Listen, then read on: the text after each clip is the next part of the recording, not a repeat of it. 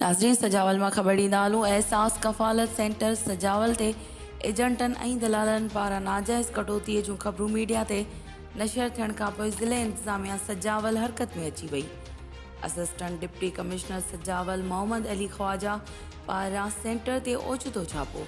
Centre ॿाहिरि बीठल दलालनि commissioner सां गॾु पुलिस खे ईंदो ॾिसी ॿाहिरां फरार थी विया, जॾहिं त डिवाइस होल्डरनि बि औरतुनि खे पूरी रक़म ॾेई पंहिंजो पाण खे बचाए वरितो।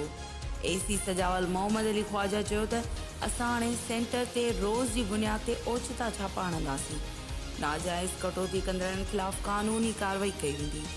इन मीडिया सां ॻाल्हाईंदे वधीक चयो त दलाल ऐं एजेंट नाजाइज़ कटौती करण दौरान संदन खिलाफ़ अहिड़ा सबूत ॾिना वञनि त बिना ताख़ीर जे कार्रवाई कई वेंदी ऐं खेनि फौरी तौर ते जेल उमाणियो वेंदो। रिपोर्ट अब्दुल मनान खत्री, अमल न्यूज़ सजावल।